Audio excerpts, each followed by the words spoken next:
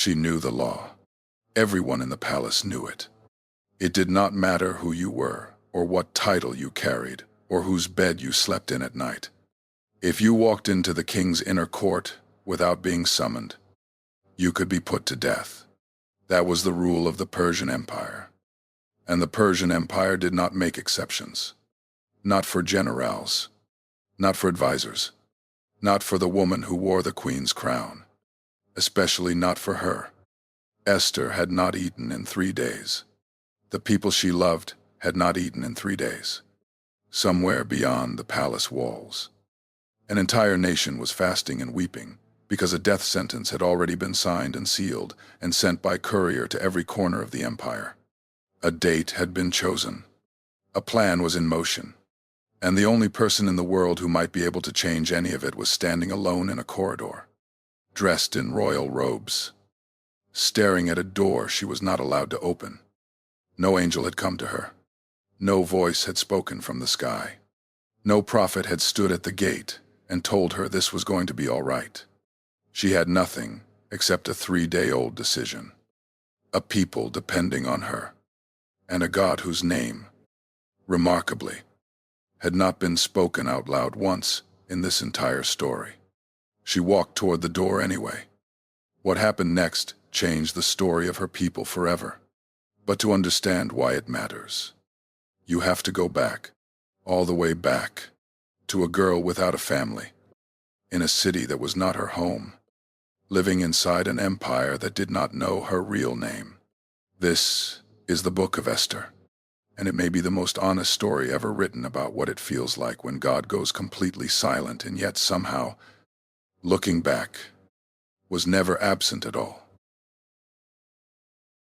Lesson 1.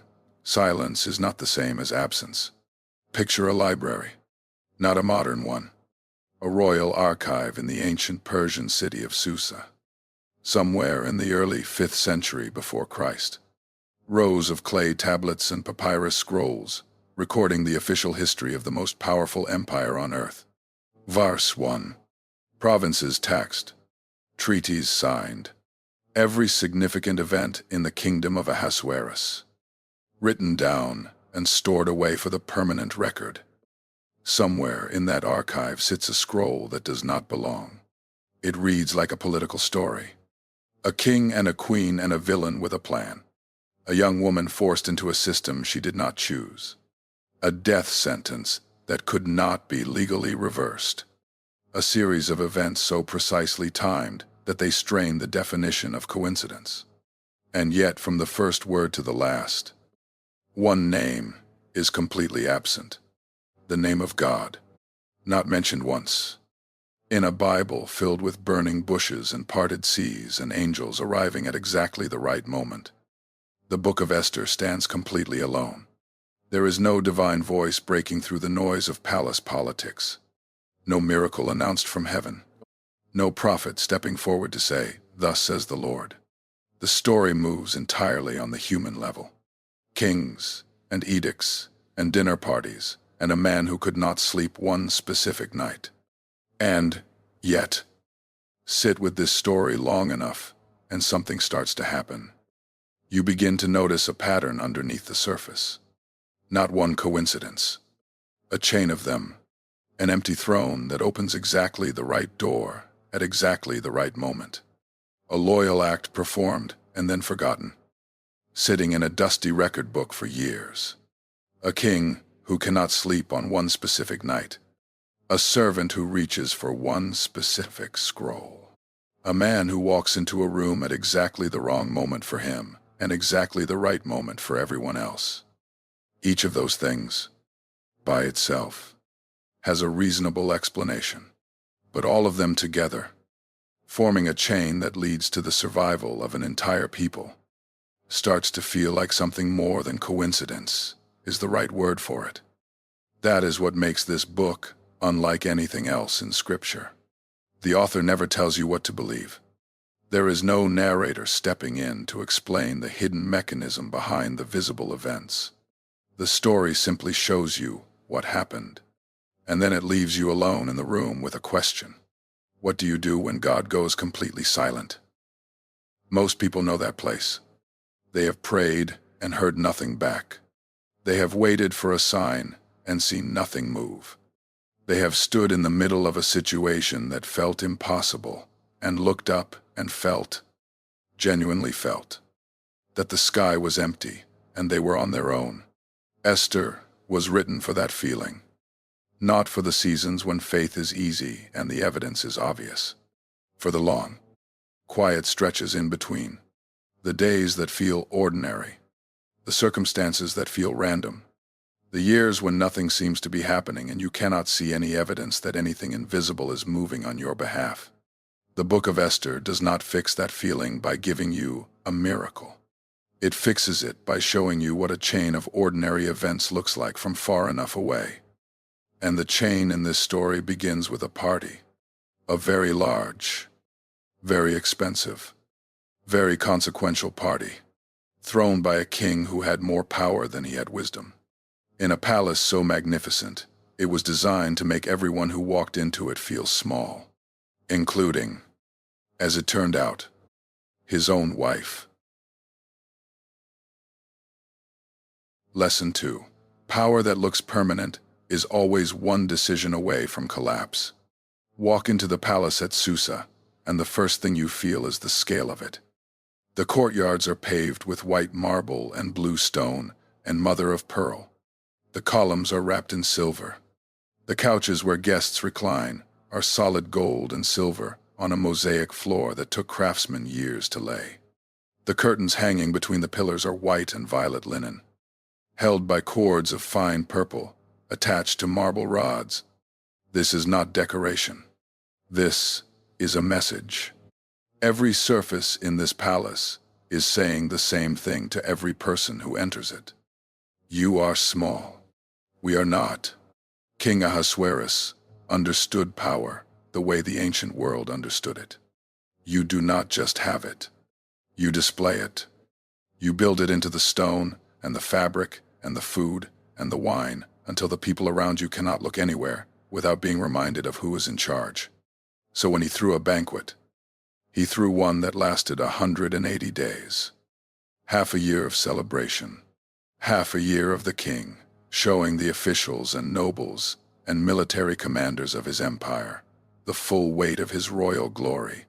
Then, when the 6 months ended, he threw a second feast for everyone living in the citadel of Susa. 7 more days, wine flowing freely from golden goblets, every goblet different from the next. The royal command was that no one should be forced to drink. But the wine was there, and it was plentiful. And by the 7th day the king's heart was lifted with it. That is when he sent for Queen Vashti. He wanted her to appear before the crowd wearing her royal crown. The request, translated plainly, was this: "Come and let these men look at you." Vashti said no. The text does not tell us why. It does not give us her inner thoughts or her reasons. It simply records the refusal. And in a palace built on the performance of absolute power, that single word sent a tremor through the entire court. The king's advisors gathered quickly. One of them laid out the stakes. If word got out that the queen had defied the king's command without consequence, women throughout all the provinces might begin to think that defiance was an option available to them as well. This was not just a problem between a husband and a wife. This was, in their view, a threat to the architecture of authority itself. Vashti was removed from her position. Her title was taken. She was not to appear before the king again. Now here is where this story asks something of us that most retellings move past too quickly. Vashti was not the villain of this story. She was a woman who, for reasons the text does not share with us, looked at what was being asked of her and chose her dignity over her compliance. She paid an enormous price for that choice. She lost everything the palace had given her, and then she disappeared from the narrative entirely, replaced by a problem the king now had to solve. He needed a new queen. Look at those 2 women for a moment. Vashti and the girl who would come after her. 2 women inside the same system of power. One who said no and lost her position. One who would learn to navigate the same system differently. Not because she was braver or more faithful, but because the moment she was born into required something different from her. Vashti's refusal was an act of dignity. Esther's compliance, and later her courage, would be an act of strategy and sacrifice. Neither one of them was wrong. They were just living inside different chapters of the same story. Vashti disappeared, and the most powerful man in the ancient world had to go looking for someone to fill the space she left behind. The counselors had a suggestion. Send agents throughout all the provinces. Gather the most beautiful young women in the empire to Susa. Let the king choose from among them. Whoever pleases him most will become queen in place of Vashti. The plan made sense to the king. And somewhere in the city of Susa, in a modest household, nowhere near the palace walls, a young woman with no parents and no political connections had no idea that the machinery of the most powerful empire on earth had just started moving in her direction. Her name was Hadassah, and between that name and the one the empire would come to know her by lived an entire world of hidden things. Lesson 3. The years that feel hidden are rarely the years that are wasted. Her parents were gone. The text does not tell us how they died or when. It does not give us a funeral scene or a moment of grief recorded for the permanent record. It simply states the fact the way facts like that tend to arrive in real life. Quietly, without ceremony, without anyone asking if you are ready to receive them. Hadassah had lost her mother and her father, and in the world of 5th century Persia, that was not only an emotional wound, it was a practical one. A girl without parents had no inheritance, no protection, no position in a society that organized itself entirely around family and tribe and the men who stood at the head of both. She had nothing the empire recognized as significant. Her cousin Mordecai took her in. Picture him, not a powerful man, not someone with access to the king's inner circle or connections that could open doors in the palace. He worked near the king's gate, which meant he spent his days at the edge of the place where power lived without ever being invited inside it. He was a Jewish man living in Susa as part of a community of exiles, descendants of people carried away from Jerusalem generations earlier, when Babylon conquered the city and scattered its people across the known world. They were living in someone else's country, practicing a faith the empire around them did not share, keeping traditions that connected them to a homeland most of them had never seen. Mordecai raised Hadassah as his own daughter, and he gave her 2 things that would shape everything that followed. The first was a name. In the Persian world, she was Esther, a name that fit the city she was living in, that did not immediately announce where she came from, or what she believed, or which people she belonged to. A name that let her move through a world that was not her own without wearing her identity on the outside. The second thing was an instruction she carried with her into the palace. Do not tell anyone that you are Jewish. Do not reveal your people or your family. Sit with that for a moment. Before Esther ever set foot in the palace, before she was ever chosen or crowned or placed in a position where any of this would matter, she was already living with a divided self. There was Hadassah, the girl who knew exactly where she came from, who carried the memory of a people, a history, a faith that stretched back centuries through exile and survival. And there was Esther, the name that fit the world she was actually living in. If you have ever felt the weight of living between 2 worlds, you already understand something about her that no explanation can fully capture. The exhaustion of being one version of yourself in one room and a different version in another. The particular loneliness of being seen but not fully known. The ache of belonging completely to neither place. Hadassah knew that feeling before the palace ever touched her life.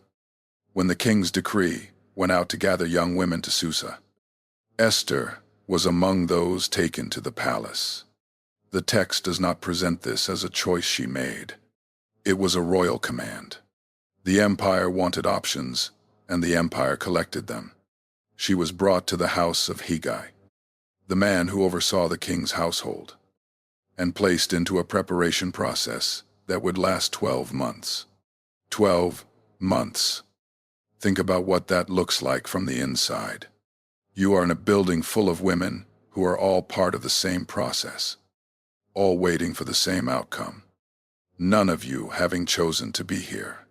You are preparing for a night with a king you have never met, in a palace that does not belong to your people, under a name that is not the one your family gave you, and you have 12 months to get ready. It is easy to read those 12 months as a footnote. The story is moving toward the crisis and the courage and the moment that changes everything. And the preparation period can feel like the part you fast forward through to get to the action. But those 12 months were not empty. Something was being built in them. The text tells us that Hegai liked Esther, that she won favor with everyone who saw her, not just because of how she looked, though the text mentions her appearance, because of who she was in the ordinary days, because of the way she carried herself in a situation she had not chosen, because of the kind of person she turned out to be when there was nothing particularly important happening and no one particularly significant was watching. She asked for nothing beyond what Hegai suggested. No elaborate requests. No attempt to stand out through spectacle or demand or the performance of confidence she did not feel. Just the quiet steadiness of someone who had learned, long before the palace entered her life, how to be present in circumstances she could not control. Most people have seasons that look like those 12 months from the outside. Seasons where nothing visible is happening, where you are showing up every day to something that does not feel significant and cannot see where it is leading and have no evidence that the waiting is building toward anything at all. Where the most honest thing you can say about your life right now is that you are still here and still trying and trusting that is enough. Those seasons have a way of looking completely different in retrospect. What felt like delay turns out to have been formation. What felt like obscurity turns out to have been protection. What felt like wasted time turns out to have been exactly the preparation required for a moment you could not have anticipated from inside it. Esther did not know what was coming. She just kept showing up. And when her turn came to go before the king, the man who had seen hundreds of women in this process looked at her and chose her above all the others. The crown was placed on her head. Hadassah, the orphan from a displaced people in a foreign land, was now Esther, Queen of Persia, and she still could not tell anyone who she really was. Lesson 4. Favor is not the same as freedom. But faithfulness does not require perfect circumstances.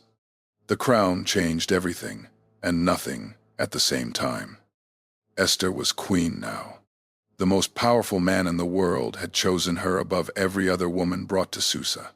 She had his favor. She had a title. She had rooms prepared for her, and people who served her, and access to resources that most people in the empire could not have imagined. By every visible measure, her life had been transformed beyond recognition. And yet, she still could not tell her husband who she was. She still could not walk into his presence whenever she needed to. The same law that governed every other person in the empire applied to the queen as well. If Ahasuerus did not summon her, she did not go. If 30 days passed without the king calling for her, she waited in her rooms, with no indication of when or whether he would call again. A queen with no right of access to the king was a queen with a title and very little power over her own life. This is the part of Esther's story that most retellings glide past, because it is uncomfortable. We want the crown to be the happy ending. We want the favor to mean freedom. We want the version of the story where the girl gets the position, and then the position fixes everything that was broken before it. But Esther's story does not work that way.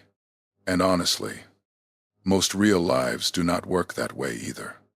There is a kind of favor that comes with strings attached. A kind of opportunity that opens one door while quietly closing others. A kind of success that puts you in the right room but does not guarantee the room will be safe. Esther had the most powerful person in the world as her husband, and she had to wait to be invited into his presence. She had influence, but she could not reveal the source of her deepest identity. She had a position, but the position came with rules she had not written and risks she had not agreed to. She was the Queen of Persia. She was also, in a very real sense, alone inside it. Mordecai walked back and forth in front of the court of the harem every day to find out how Esther was and what was happening to her. Every day. Not once a week. Not when something significant occurred. Every single day he made that walk. Because the girl he had raised was now living inside a system he could not enter. And this was the only way he had left to stay close to her. There is something deeply human about that image.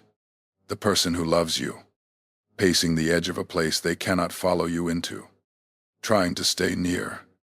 Esther, for her part, kept following Mordecai's instructions just as she had when she was a child in his care. She had a crown now. She had a palace. She had people who answered to her. And she was still listening to the man who had walked her to school and taught her who she was and raised her from nothing when the world gave her nothing to start with. That kind of continuity is easy to overlook but hard to manufacture. It is easy to remain humble when you have nothing. It is a different thing entirely to keep listening, to stay teachable, to hold your position without letting your position define you. When the world has suddenly decided you are someone important, Esther managed it. The text moves quickly through these early years in the palace. There are no dramatic scenes from this period. No moments of crisis or confrontation or obvious spiritual significance. Just a young woman, living faithfully inside a complicated situation, building the kind of character that does not get recorded in official chronicles because it is made entirely of ordinary days. But those ordinary days were building something. A pattern of small, faithful choices. A relationship with Mordecai that would become the hinge on which the entire story turned. A way of being present inside difficult circumstances that would, when the moment finally came, look a great deal like courage from the outside. Because the moment was coming. It was not going to arrive as an invitation. It was not going to feel like an opportunity. It was going to feel like the worst possible thing arriving at the worst possible time, from a direction no one inside the palace had seen coming. And it was going to start with a man named Haman.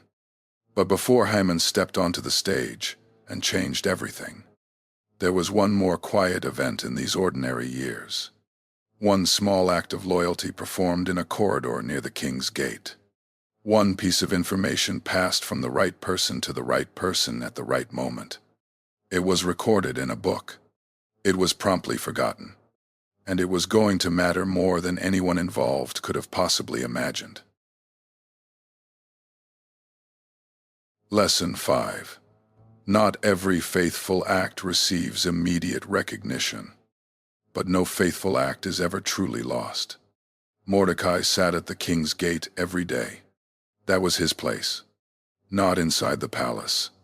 Not at the table where the decisions were made, or in the room where power moved from one hand to another.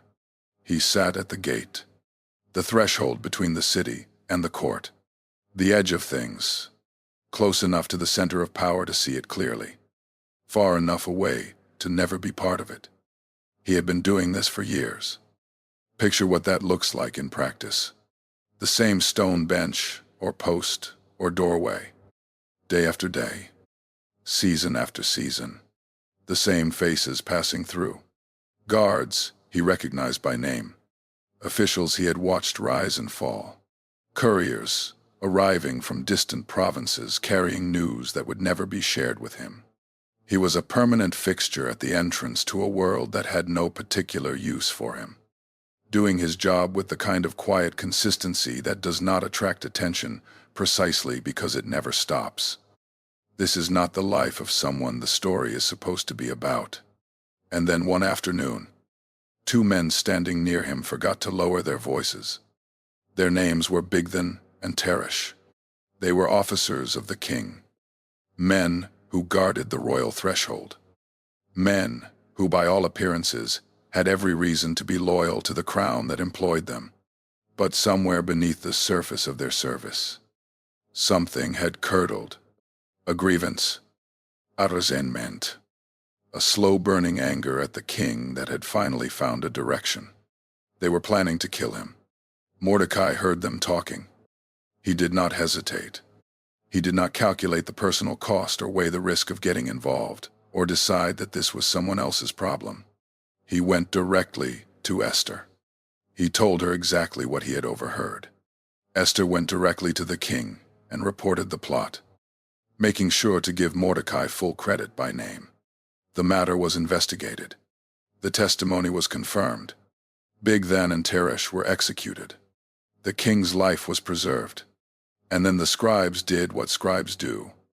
They wrote it down, the official account of what had happened, including the name of the man whose information had made it possible, was recorded in the book of the Chronicles in the presence of the king, filed away in the royal archive, with everything else that had ever been deemed significant enough to preserve.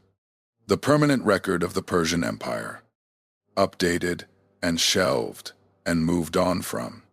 Mordecai went back to the gate. No ceremony, no promotion, no public acknowledgement of what he had just contributed to the stability of the kingdom. The king whose life he had saved apparently moved on to other concerns without pausing to ask whether the man responsible had been properly thanked. The record sat in a book, and the world kept moving. Now sit with that for a moment, because this is one of the quietest and most important details in the entire story of Esther. Mordecai did the right thing. He did it immediately, without hesitation, at what could have been significant personal risk if the accusation had gone badly or the investigation had not confirmed what he reported. He saved the life of the most powerful man in the world. He made sure the king knew exactly who deserved credit. He went back to his post and kept showing up. And nothing happened. No reward. No recognition. No indication that what he had done had registered with anyone who had the ability to do something about it. Most people know what that feels like from the inside. You do the right thing, and the room keeps moving. You stay loyal when it would have been easier to look away. And the loyalty costs you something. And the people who benefited from it are already thinking about something else. You put in the honest work, the unglamorous work, the work that holds things together in ways no one ever quite sees. And the people standing at the front of the room collect whatever reward the moment produces, and you go home wondering if any of it actually mattered. Mordecai went back to the gate the next morning, and the morning after that, and the morning after that. There is no indication in the text that he spent those mornings nursing a wound about the recognition he had not received. He simply kept doing what he had always done, showing up, staying present, being faithful in the place he was, on the ordinary days, without any sign that it was building toward anything at all. The record sat in the archive, unread, unrewarded, waiting, and somewhere in the palace, a man named Haman was about to receive a promotion that would put him in a position to cause more damage than any of the people around him could have predicted. Not because he was uniquely evil, but because he had the particular combination of wounded pride and access to power that has produced catastrophe in every century and every empire where it has been allowed to run unchecked. The gate where Mordecai sat every morning was about to become the center of everything. He just did not know it yet. Lesson 6: Evil rarely announces itself. It almost always begins with pride that has been given too much power. Haman walked through the king's gate every day. He was not a small man in this world anymore. King Ahasuerus had elevated him above all the other officials in the kingdom. His seat was set higher than any other seat. When he passed through the gate, the royal command was that everyone present should bow down and pay him honor. And they did. Every person at the gate dropped to one knee when Haman came through. Every person except one. Mordecai sat there and did not bow. The servants at the gate noticed immediately. They asked him about it day after day. Why are you breaking the king's command? What is your reason? Is this a protest? A mistake? A misunderstanding? Day after day, Mordecai gave them the same answer, without elaboration. He was a Jewish man. That was all he said.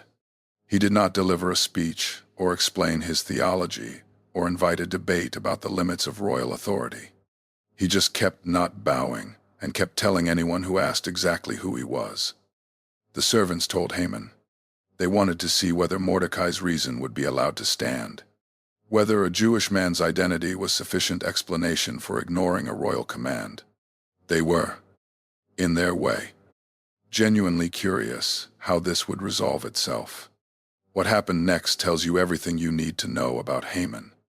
He did not reprimand Mordecai.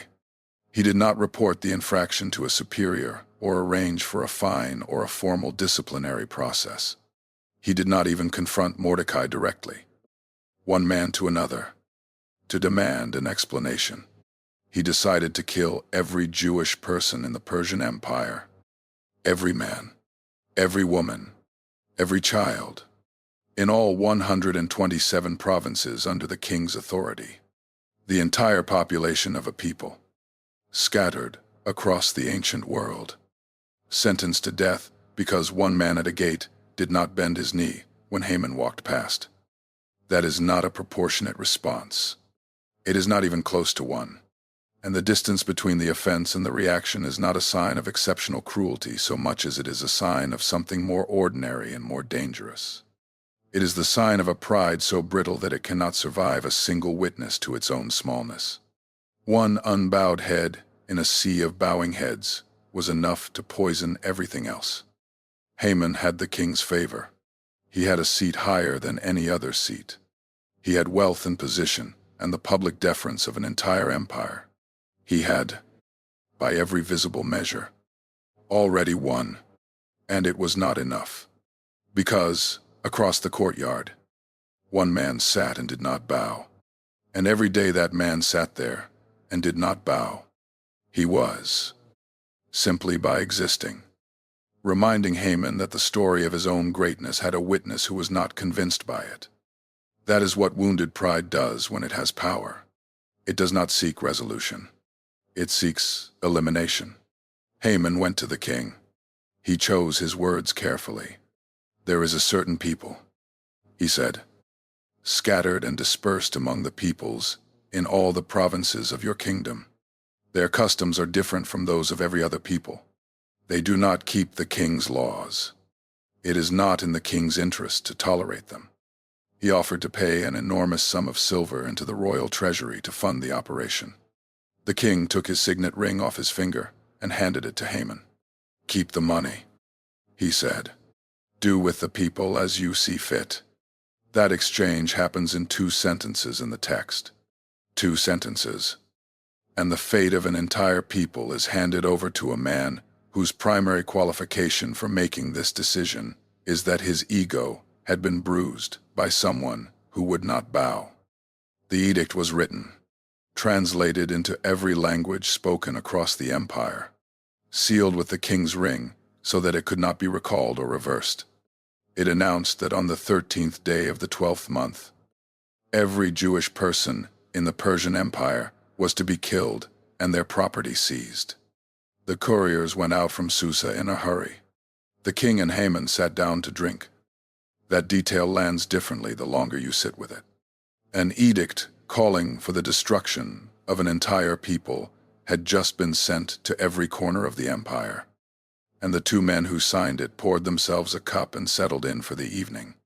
The city of Susa was thrown into confusion. People in the streets who had no part in this decision and no power to reverse it were trying to make sense of something that made no sense. Out in the city, beyond the palace walls, Mordecai learned what had been done. He tore his clothes. He put on sackcloth and ashes. He went into the middle of the city and let out a loud and bitter cry. He was not performing grief for an audience. He was doing what people do when they receive news that breaks something open inside them, and the only honest response is the kind of pain that will not stay quiet. Throughout the provinces, wherever the king's edict reached, the same scene played out. Fasting, weeping, people lying in sackcloth and ashes. An entire community absorbing the weight of a sentence that had been passed against them by people who did not know their names. When Esther's attendants told her what Mordecai was doing, she was deeply distressed. She sent clothes for him so he could come back inside the gate. Because a person in sackcloth was not permitted to enter the king's gate, Mordecai refused the clothes. He sent her a message instead. And what he said in that message was going to ask more of Esther than anything the palace had ever asked of her before. Because hidden inside the edict that had just gone out to 127 provinces was a name that Esther had been keeping secret for years. Her own. Lesson 7. Your calling rarely arrives as an invitation. Most of the time, it arrives as the one crisis that only you are positioned to face. Mordecai sent Esther a copy of the edict. Not a summary. Not a description. The full text. Word for word. Exactly as it had been written and sealed and sent across the empire. He wanted her to read it herself. He wanted her to hold in her hands the actual document that had just sentenced her people to death. He sent it along with a message telling her to go to the king, to beg for mercy, to plead on behalf of her people. Esther sent a message back. She reminded Mordecai of the law that every person in the kingdom already knew. Anyone who approached the king in his inner court without being summoned could be put to death. The only exception was if the king chose to extend his golden scepter. And Esther had not been called to come before the king in 30 days. 30 days. She was the queen of Persia. She was living in the same palace as the man who had just signed the death warrant for her people. She had access to a position that could, in theory, change everything. And she had not been summoned in a month. She had been sitting in her rooms with no invitation and no indication that the king was thinking about her at all. That is the position she was standing in when the worst news of her life arrived at her door. Mordecai read her message. And then he sent back the most important words in the entire book of Esther. He did not argue with the law she cited. He did not tell her the risk was smaller than she thought, or that everything was going to work out, or that she had nothing to worry about. He told her the truth. 3 pieces of it, laid out one after another, without decoration. The first piece was this: do not think that you will escape in the king's palace any more than all the other Jews. He named the things she had not said out loud. The palace walls were not going to protect her. The title was not going to protect her. The fact that the king did not know she was Jewish was not a permanent shelter. It was a temporary one. And temporary shelters have a way of collapsing at the worst possible moment. If this edict stood, it stood for everyone, and everyone included her. The second piece was harder. If you keep silent at this time, relief and deliverance will rise for the Jewish people from another place. But you and your father's house will perish. Read that slowly, because it is doing something very specific. Mordecai was not telling Esther that everything depended on her. He was not saying that if she failed to act, her people would be destroyed, and the responsibility would rest on her shoulders alone. He was saying something more precise and more unsettling than that. He was saying that the story was going to continue either way. Deliverance was coming. The question was not whether it would arrive. The question was whether Esther would be part of it when it did. That is a different kind of pressure than the pressure of being the last hope. The pressure of being the last hope can be paralyzing. It is so enormous and so heavy that sometimes the weight of it is exactly what keeps people from moving.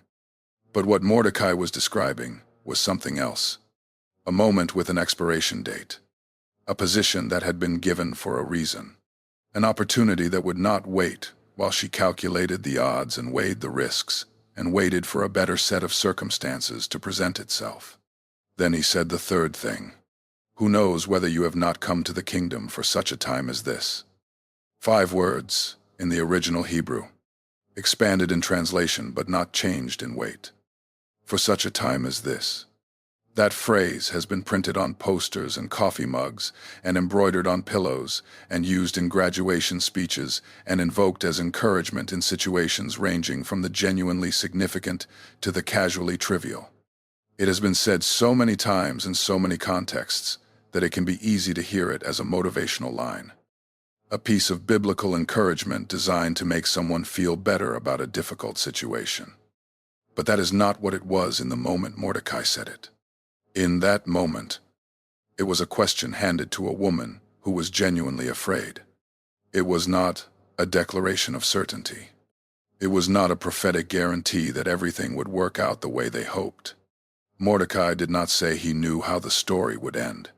He did not claim to have received divine confirmation that Esther was the chosen instrument of salvation and the outcome was already decided. He asked a question. Who knows? 2 words that hold open the possibility of something larger, without demanding that Esther accept a certainty that neither of them possessed. 2 words that say, I cannot tell you how this ends. I cannot promise you the king will extend the scepter.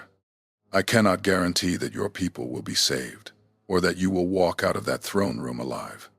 But I can ask you this. What if the position you are in right now is not an accident? What if the orphan years and the hidden identity and the 12 months of preparation and the favor you found in the king's eyes were not a series of random events, but a chain being built toward exactly this moment? Who knows? It is the most honest thing Mordecai could have said to her. Esther sat with that question, and then she answered it. She sent word back to Mordecai. Go, gather all the Jews who are in Susa and hold a fast on my behalf. Do not eat or drink for 3 days, night or day. My young women and I will also fast as you do. Then I will go to the king, though it is against the law. And if I perish, I perish. 4 words. There is no bravado in that sentence. There is no performance of heroism. No attempt to sound like the kind of person history would want to remember. It is the quietest possible way of saying the loudest possible thing. She had looked at the cost. She had counted it honestly. She had decided that there were things more important to her than her own survival. And her people were one of those things. And she was going to act on that decision, even though she could not see how it would end. She was not fearless. She was not certain. She was going anyway. But first she needed 3 days. Not to plan her strategy, though the strategy would come. Not to work up the courage she still did not fully feel. She needed 3 days to do the one thing that no amount of royal position or palace influence could do for her. She needed to not face this alone. Lesson 8.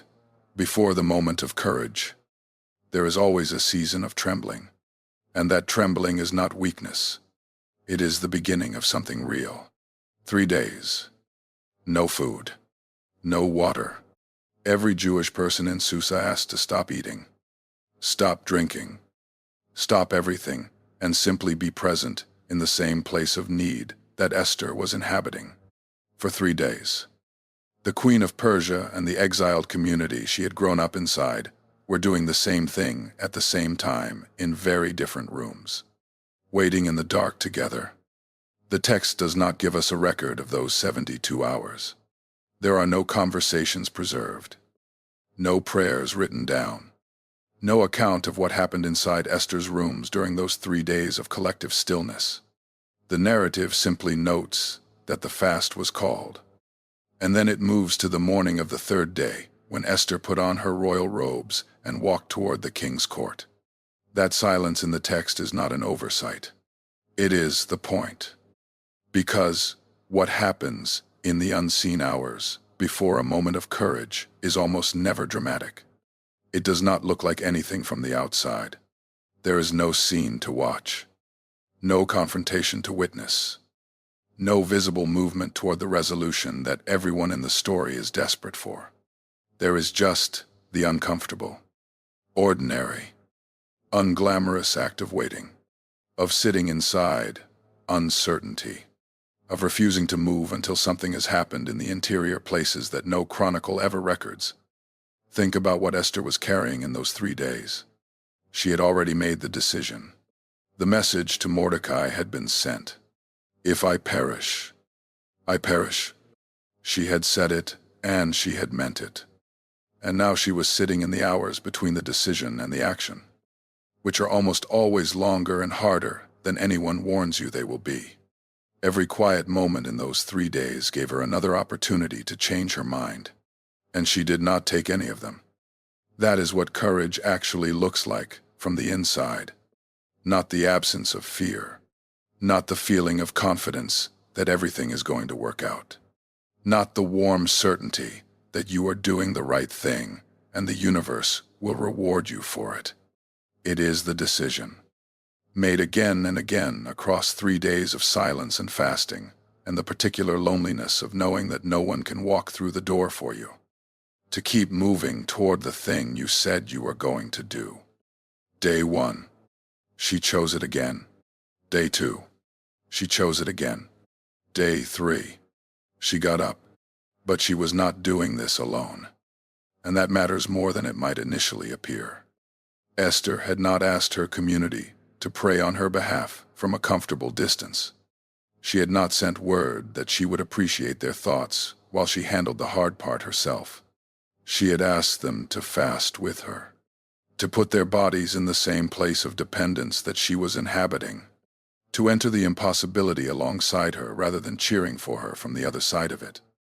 There is a difference between someone standing at the edge of your hard thing and saying, "I believe in you," and someone sitting down in it next to you and saying, "I am here."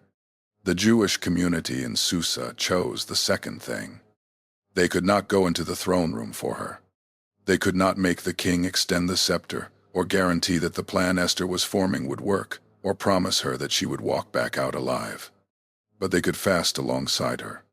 They could be hungry at the same time she was hungry. They could be uncertain at the same time she was uncertain.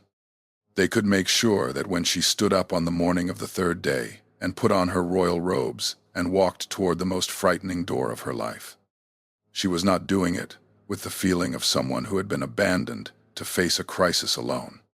She was doing it as a woman who had people, and the people had her. There is a particular kind of loneliness that does not go away just because other people are present. You can be surrounded by people who care about you and still feel entirely alone in what you are carrying. Because what you are carrying is yours to carry, and no amount of company changes that. Esther knew that feeling better than almost anyone.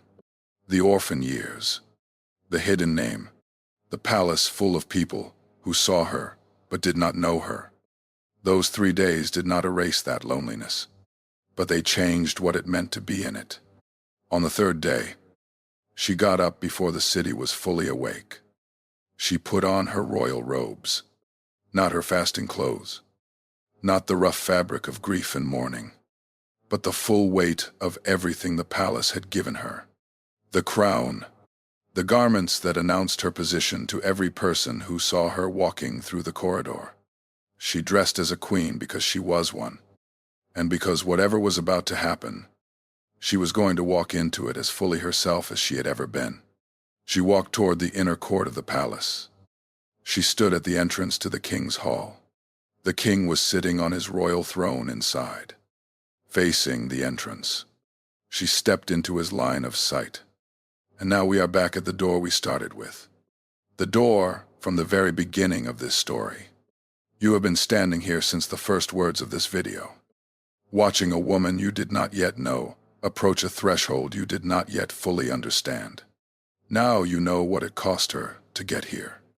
Now you know about the orphan years, and the hidden name, and the 30 days of silence, and the 3 days of fasting, and the decision she made and kept making across 72 hours of darkness.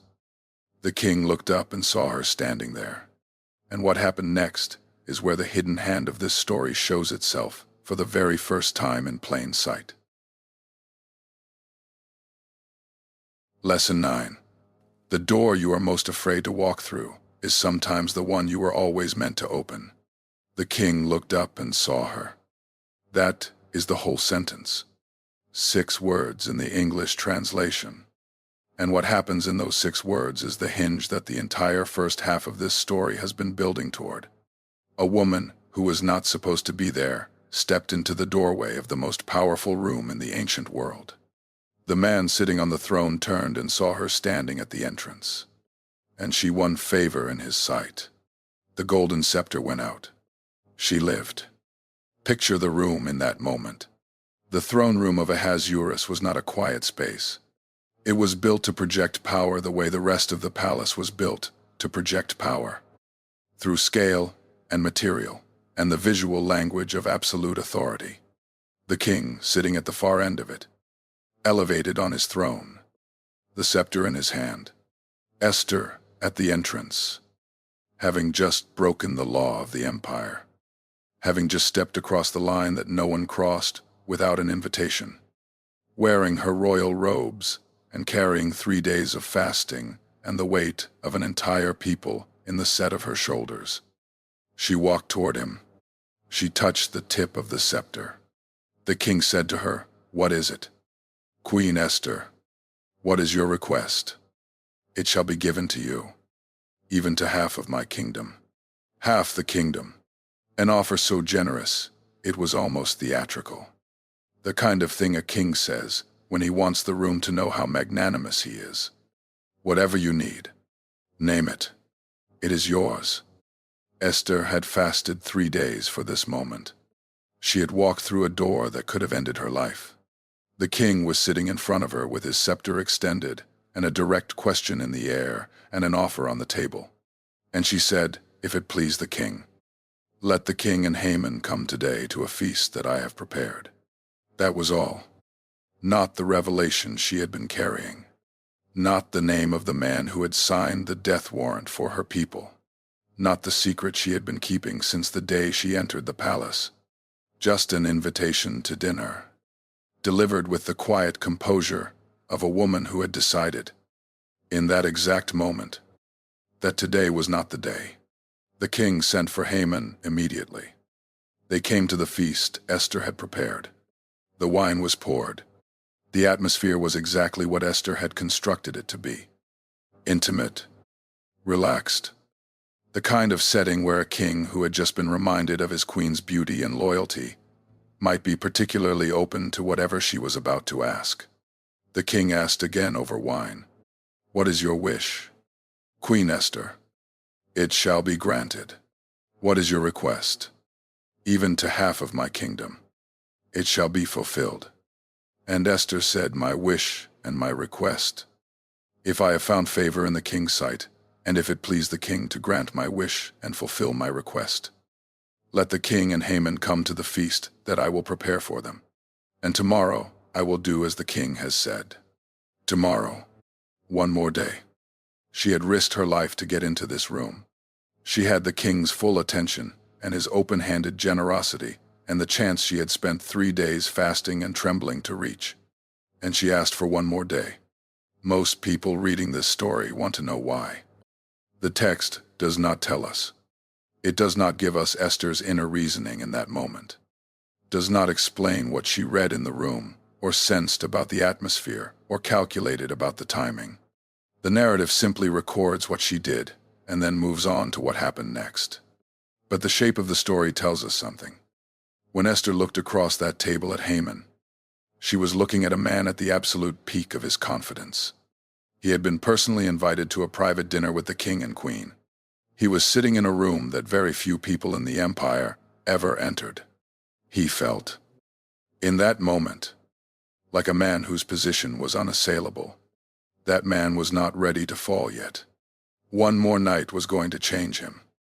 Not because Esther knew exactly what was coming, but because something in the room, Something in the particular quality of that evening told her that the right moment had not yet fully arrived, and she trusted that instinct more than she trusted the urgency she was feeling. So she said tomorrow. Haman left the first banquet in high spirits. He walked out of the palace, feeling the particular glow of a man who believes the world has arranged itself in his favor. The king honored him. The queen had personally invited him to 2 private dinners. His wealth was intact. His position was secure. His family was waiting at home to hear about all the ways the evening had confirmed his greatness. Then he walked through the king's gate, and Mordecai was sitting there. And Mordecai did not bow. The text says that Haman was filled with rage against Mordecai, but he restrained himself. He went home and called together his wife Zeresh and all his friends, and spent the evening doing what he always did when he needed to feel better about himself. He cataloged everything he had: his rich, his sons, his promotions, his dinner invitations from the queen herself. Not once, but twice. But all of it, he said, means nothing to me as long as I see that man sitting at the king's gate. His wife and his advisors gave him exactly the advice his pride wanted to hear. Build a gallows, 75 feet high, high enough to be visible from anywhere in the city. Ask the king in the morning to have Mordecai hanged on it. Then go to the second banquet and enjoy yourself. Haman liked the idea. The gallows went up that night. He was planning to be at the king's door at first light. And the king, on the other side of the palace wall, was lying awake in the dark. Not because he knew what Haman was planning. Not because some divine warning had disturbed his sleep. Not for any reason the text identifies as significant. The most powerful man in the ancient world simply could not sleep. He called for someone to read to him. The servant reached for the book of memorable deeds, the official chronicles of the kingdom, and began to read. Entry after entry of recorded history. Battles and treaties and administrative decisions and events that had once been significant enough to write down. And then the servant read about a man named Mordecai, about a plot to kill the king, about 2 officials named Bigthan and Teresh, about the information that had reached the king in time to stop it, about exactly who had provided that information. The king asked the obvious question: what honor or distinction has been given to Mordecai for this? His servants checked. Nothing has been done for him, they said. The king was still sitting with that answer when a sound came from the outer court. Someone had arrived at the palace. Someone had come before. The morning had barely started, which meant they had come with something urgent on their mind. It was Haman. He had come to ask the king about the gallows. And the king, before Haman could say a single word, called him in and asked him a question. What should be done for the man whom the king delights to honor? Lesson 10: Courage gets you through the door. Wisdom decides what you do once you are inside. Haman heard the king's question and thought about himself. Of course he did. He was a man who had spent his entire life arranging the world around the central fact of his own importance. When the king asked what should be done for the man the king delights to honor, the only person Haman could imagine in that category was the person he saw every time he looked in a polished surface. So he designed the most elaborate ceremony he could imagine. Bring royal robes that the king himself has worn. Bring a horse the king himself has ridden, with a royal crest placed on its head. Hand both the robe and the horse to one of the king's most noble officials. Let that official dress the man in the robes and lead him on the horse through the city square, proclaiming before him, "Thus shall it be done to the man whom the king delights to honor." The king said, "Excellent. Hurry, take the robes and the horse, exactly as you have described, and do all of this for Mordecai, the Jew who sits at the king's gate. Leave out nothing that you have mentioned." The text does not describe what happened on Haman's face in that moment. It does not need to. He took the robes. He took the horse.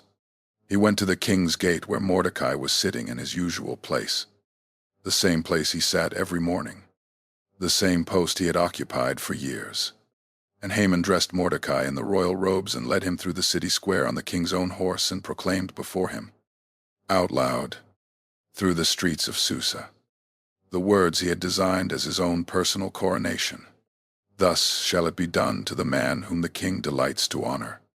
Then Mordecai came back to the king's gate, and Haman hurried home, mourning, his head covered. His wife and his advisers looked at him differently now than they had the night before. The night before, they had been full of suggestions and confidence. Now they said something that cut through all of it with the particular clarity of people who could see what Haman was not yet ready to see. If Mordecai, before whom you have begun to fall, is of the Jewish people, you will not overcome him. You will surely fall before him. They had understood something before Haman had.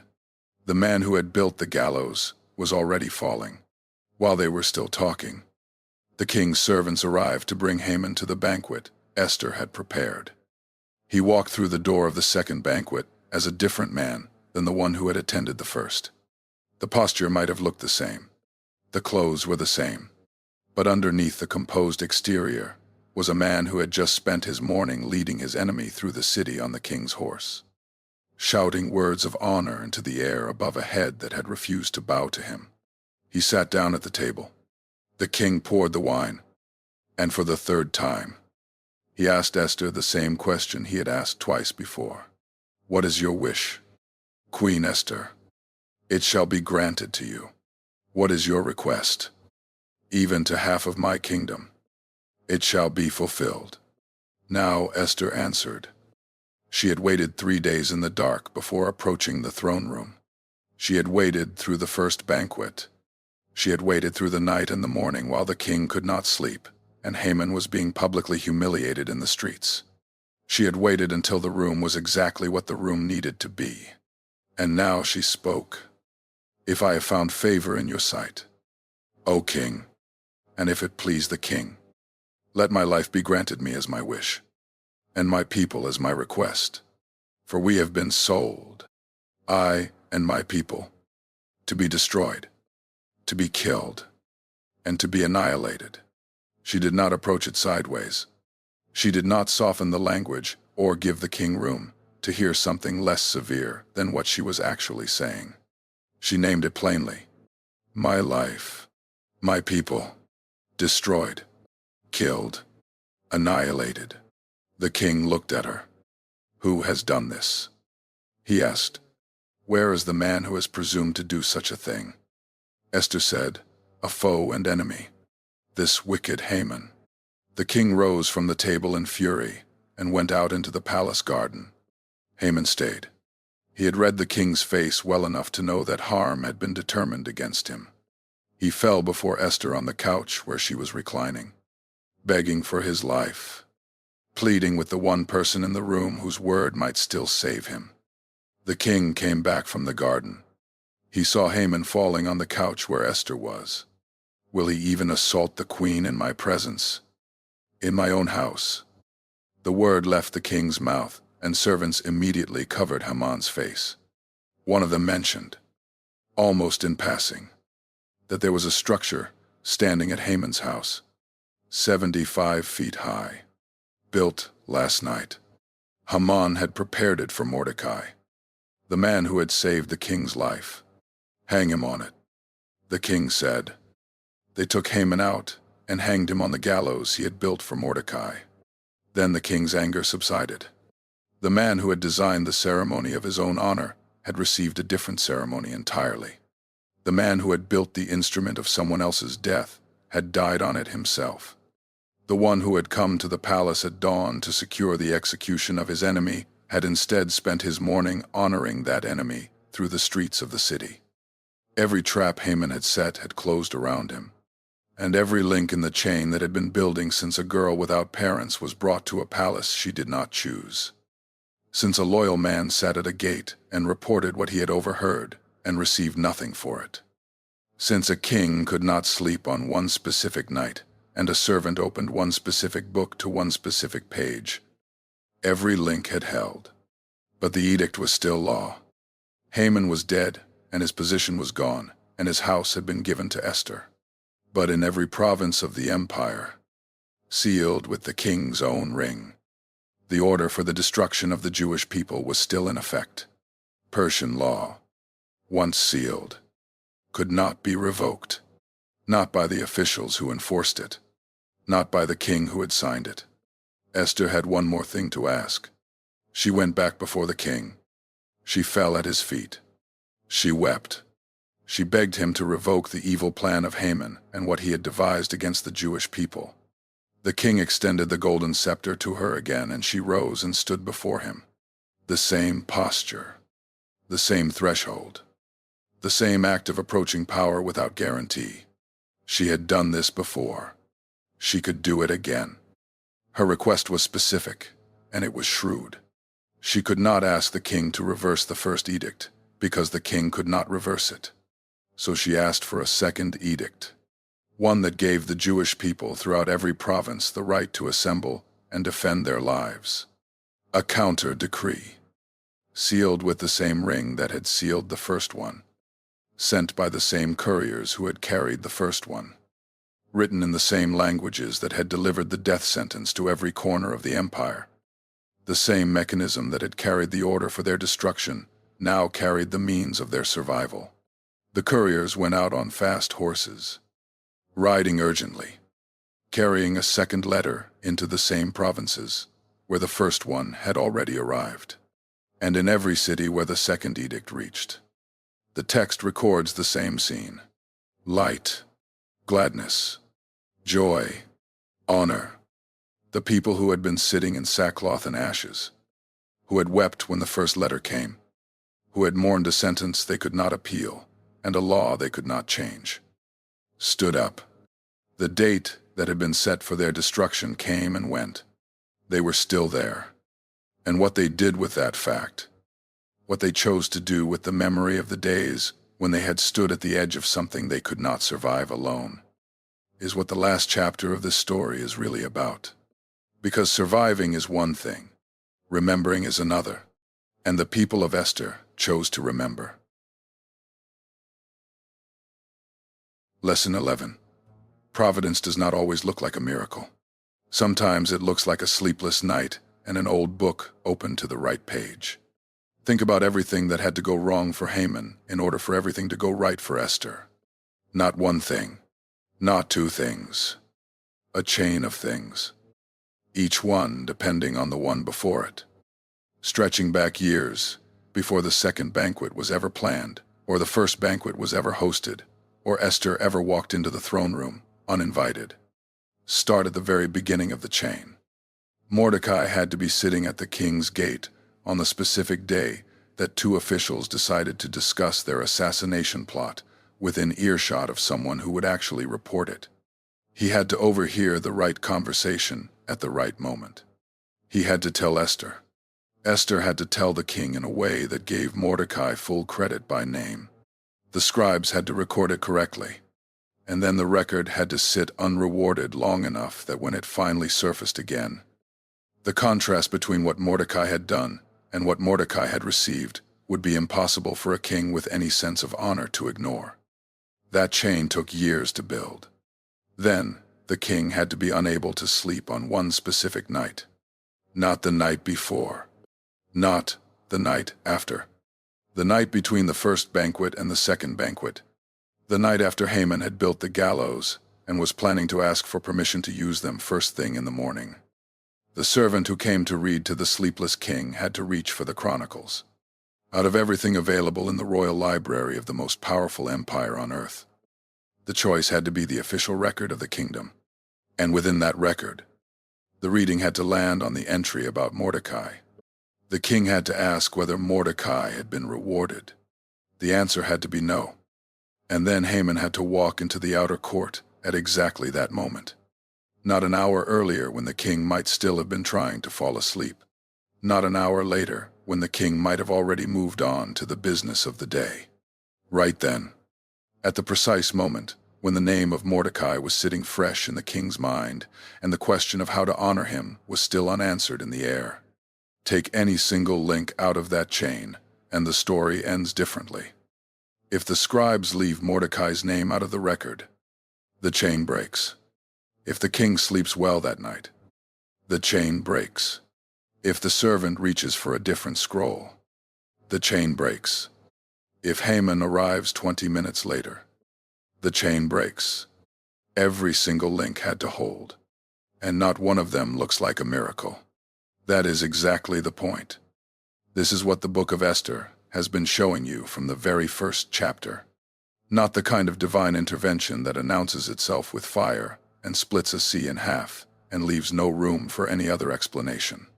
The other kind, the kind that looks from the inside, like one ordinary thing after another. A man who cannot sleep, a servant who picks up a book, a name read aloud in the dark, a question asked at exactly the right moment. Each of those things, taken alone, is easy to dismiss. But stack them, put them in sequence. Step back far enough to see the whole chain at once. From the empty throne left by Vashti, to the orphan girl, brought to the palace, to the unrewarded record in the archive, to the sleepless king, to the second banquet. And something starts to happen in the mind of anyone paying attention. Coincidence starts to feel like the wrong word. Not impossible, just insufficient. Like trying to explain a cathedral by talking about the individual stones. Now let me show you the night itself. The palace at Susa after midnight is a different place than the palace at noon. The corridors that fill with officials and couriers and servants during the day are empty now. The throne room is dark. The outer courts are quiet. The city beyond the walls has settled into the rhythms of sleep. Except in one room, the king is awake. He is not troubled by a dream, or visited by a vision, or warned by a prophet. He is simply awake in the way that powerful men sometimes find themselves awake in the middle of the night, unable to locate the reason, and unable to escape back into sleep. He calls for a servant. He asks to be read to. The servant reaches for the book of memorable deeds, the official chronicle of the kingdom, and begins to read in the dim light of the room. Entry after entry, the recorded business of an empire. And then this, the story of a plot. Two men named Bigthan and Teresh, who had conspired to lay hands on the king, an informant whose name was recorded in the account, Mordecai. The plot had been investigated and confirmed. The conspirators had been executed. The king's life had been preserved.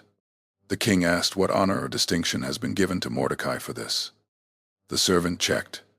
Nothing has been done for him. The king sat with that answer in the quiet of his bedroom. And at that moment, before the king had decided what to do about it, a sound came from the outer court. Someone had arrived at the palace before the morning had properly started. Someone was there with something on his mind, urgent enough to bring him to the palace gates in the early hours. It was Haman. He had come to ask the king about the gallows he had built. The king had him brought in immediately. Haman, he said, what should be done for the man whom the king delights to honor? Haman looked at the king sitting there in the early morning light and thought about himself. Of course he did. Who else would the king be talking about? He was the most elevated official in the empire. He had dined with the king and queen twice in recent days. He had been asked specifically to a second private banquet. The question could only be about one person. So, he described the most lavish honor he could design in that moment. Royal robes, the king's own horse with a royal crest, a noble official to lead the horse through the city square, a proclamation spoken aloud to everyone watching. Thus shall it be done to the man whom the king delights to honor. The king said, hurry, take the robes and the horse, as you have said. And do all of this for Mordecai, the Jew who sits at the king's gate. Leave out nothing that you have mentioned. The text does not describe what Haman's face did in that moment. It does not need to. He took the robes. He took the horse. He went to the king's gate, where Mordecai was sitting in his usual place, and dressed him in the royal garments, and led him through the city square on the king's horse, and proclaimed the words he had designed for his own glory. Into the air, above the head of the man, he had come to the palace to execute. Thus shall it be done to the man whom the king delights to honor. Every step of that procession through the streets of Susa was a link in the chain clicking into place. The man who had refused to bow was being publicly honored. The man who had designed the honor was publicly performing it. The record that had sat unrewarded in the archive for years had surfaced on the one night it needed to surface. Read by the one servant who picked up the one book. To the one king who could not sleep. At the one moment before the one man who wanted Mordecai dead walked through the door. When Haman returned home afterward, mourning and covering his head, his wife and his advisors said something that carried the weight of people who had just understood something important. If Mordecai, before whom you have begun to fall, is of the Jewish people, you will not overcome him. You will surely fall before him. They could see the shape of it now. Haman could not quite accept it yet. But while they were still talking, the king's servants arrived to bring him to the second banquet. And, at that banquet, the queen, who had been waiting for exactly this moment, looked across the table at a man who had walked in, already diminished, already falling, already carrying the morning's humiliation under whatever composure he had managed to reassemble. She was ready. The chain had held, every link of it. And what happened at that second banquet? What Esther said, and what the king did, and what became of Haman and his gallows and his plans, was the moment the whole chain had been building toward, since a girl with no parents and no power and no guarantee of anything had been placed in a palace she had not chosen and kept showing up anyway. The hidden hand had been moving the entire time. It had just been moving quietly, through a sleepless king, through an open book, through a name that had been waiting in the dark for years to be read aloud at exactly the right moment. Lesson 12. God's hidden hand does not only rescue, it teaches his people to remember what they almost lost. The gallows Haman built were 75 feet high. He had designed them specifically for Mordecai. He had them constructed overnight with the intention of asking the king for permission to use them first thing in the morning. He had imagined, sometime during that night of planning, what it would look like to have the man who refused to bow hanging at the height of the city for everyone to see. Haman died on those gallows. Not Mordecai. Haman. The text moves through that reversal quickly, almost matter-of-factly, the way a story sometimes delivers its most significant moments in the fewest possible words. Haman was taken out. He was hanged on the gallows he had built for Mordecai. Then the king's anger subsided. That is all. No lingering description of the scene. No extended reflection on the justice of it. The story records what happened and then keeps moving. Because the reversal of Haman's fate, as satisfying as it is not actually the point the book of Esther has been building toward. The point is what comes after. Because the edict was still law. Haman was dead. His house had been given to Esther. His signet ring, the ring the king had used to seal the death warrant for her people, had been transferred to Mordecai, the man who had sat at the king's gate every morning for years, the man who had reported an assassination plot and received nothing for it, the man who had refused to bow to someone who demanded honor he had not earned, walked out of the king's presence wearing royal robes of blue and white, with a great golden crown on his head. But in every province of the empire, the first edict was still traveling. The date set for the destruction of the Jewish people had not passed yet.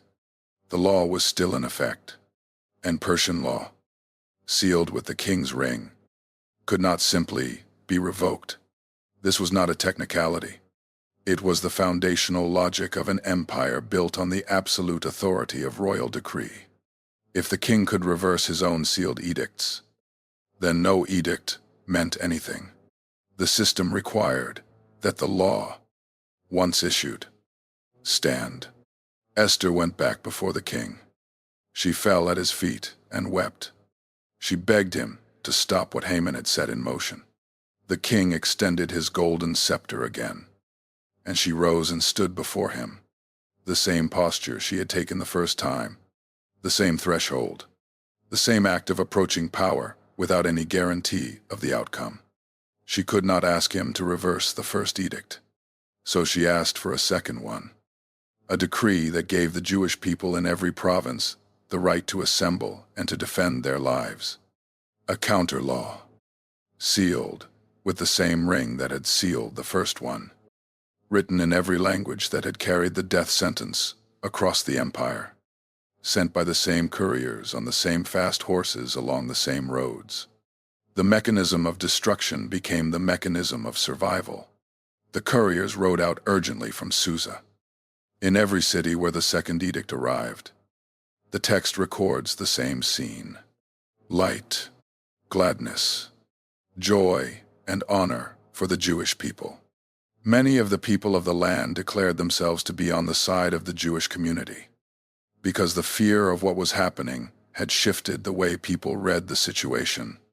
The people who had been marked for elimination were now the people you wanted to be standing with. When the 13th day of the 12th month arrived, the day the first edict had designated for destruction, the Jewish people throughout the provinces were ready. They gathered to defend themselves. The enemies who had expected to carry out the edict found people who had spent 11 months not collapsing into despair but preparing, waiting, holding onto a story that was not finished yet. The date passed. They were still standing. Now here is where most versions of this story end. The villain is dead. The people are saved. The crisis is resolved. The ending is happy. Roll the credits and move on to the next thing. But the book of Esther does not end there. It ends with Purim. Mordecai recorded all of these events and sent letters to the Jewish communities throughout all the provinces of the empire, instructing them to celebrate the 14th and 15th days of the month of Adar every year, not as a military commemoration, not as a political anniversary, as a feast, a time of joy and celebration and giving gifts to one another and presents to the poor, a day set aside specifically to remember what had happened and to make sure the memory did not fade with the passing of years. The festival was called Purim, after the Pur, the lot that Haman had cast to determine the date for the destruction of the Jewish people. Sit with that naming for a moment. The celebration was named after the instrument Haman had used to choose the day of the genocide. The very method of intended destruction became the permanent name of the annual remembrance of survival. Every time someone said the word Purim, they were saying, "We remember what was cast against us. We remember what it was designed to do. We remember that it did not work." That is not an accident of language. That is a decision about memory. The people of Esther chose to name their celebration after the thing that had been meant to end them. They chose to say the word that pointed directly at the worst moment of the story, the moment when an empire had decided they should not exist. And they chose to keep saying it every year so that no one who came after them would ever have the option of forgetting how close it had been.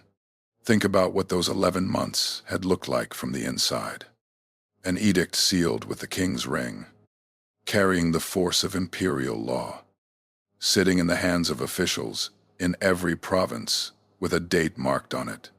A people who had no legal recourse, no political power, no ability to petition the system that had condemned them, because the system that had condemned them was the same system that would have to save them, and the system did not save the people it had already decided to eliminate. They had only the second edict, the one that came after, the one that gave them the right to stand and fight for their own lives. And they had Purim, the annual practice of stepping back far enough to see the whole chain at once, far enough to see what it looked like when the unrewarded loyalty of a man sitting at a gate finally surfaced in a book read aloud to a sleepless king, Far enough to see what it looked like when the orphan girl placed in a palace she had not chosen turned out to be exactly the person, in exactly the position needed for exactly this moment. Far enough to see what it looked like when every trap set by a man who could not tolerate one unbowed head ended up closing around the man who had set it. Far enough to see what coincidence looks like when enough of it lines up in the right direction. Purim was the annual refusal to let that chain become invisible again, because the chain has a way of becoming invisible. When the crisis passes and the danger lifts and ordinary life returns, there is a very natural pull toward forgetting. Not the intentional kind of forgetting. Not the decision to pretend something never happened. But the slow, quiet fading that occurs when urgency gives way to routine, and the extraordinary thing that happened begins to feel less extraordinary with the passing of time. Purim was designed to interrupt that fading. Once a year, every year, the same story read aloud from the beginning. The same names spoken. The same chain traced from Vashti's refusal to the orphan's arrival, to the unrewarded record in the archive, to the sleepless king, to the opened book, to the second banquet, to the gallows that turned around. The whole chain, every link of it, because any single link in that chain, taken by itself, is easy to explain away. A man cannot sleep. That happens to everyone. A servant opens a book and reads a certain page. That is what servants do when the king cannot sleep. A man walks into a room at the wrong moment. Timing is unpredictable. Each of those things is explainable. Each of them is ordinary. Each of them has a reasonable account that does not require anything beyond the visible and the measurable. But all of them together, all of them in sequence, all of them in the precise order required to produce the exact outcome that saved the exact people who needed saving at the exact moment when saving them was still possible. That is what Purim asks you to stand back and look at. Not to force a conclusion. Not to demand that you accept a certainty the text itself never claims. But to look at the chain honestly and ask yourself what word you want to use for it. Coincidence is one option. Providence is another. The Book of Esther never forces your hand. It lays the chain out in front of you, link by link, and it leaves you alone in the room with the question. Purim is still celebrated today. More than 2,000 years after Haman built his gallows, and a king could not sleep, and a queen walked through a door she was not supposed to open.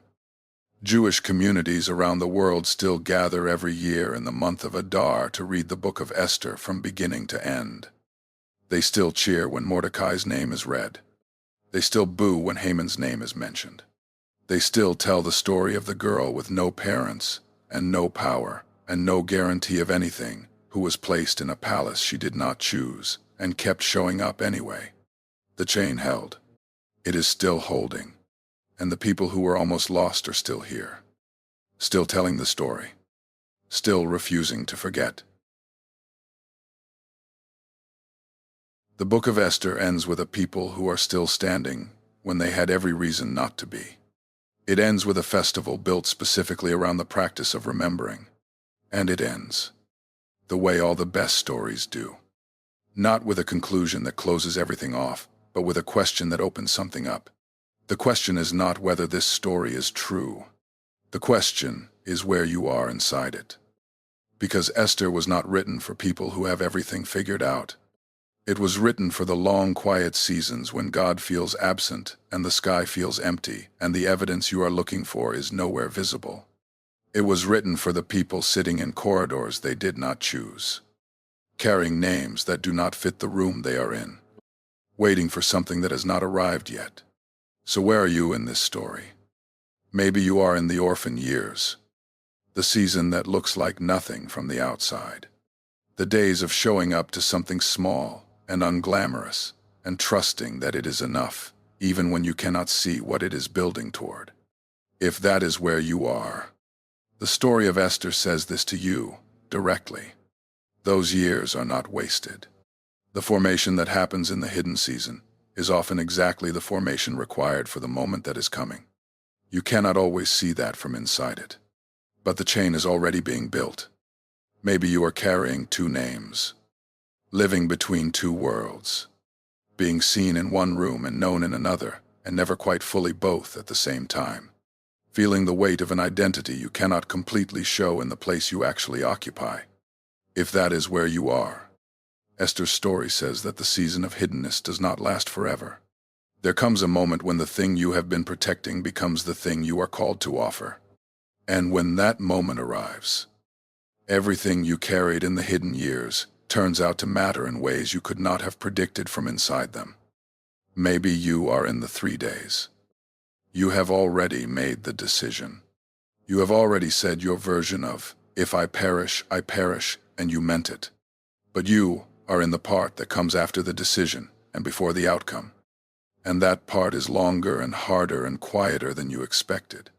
You are fasting in the dark. You are choosing the same thing again every morning when you wake up. You are waiting for a door to open that you do not know is going to open. If that is where you are, the 3 days matter. The trembling is not weakness. What is being formed in you in the silence is not nothing.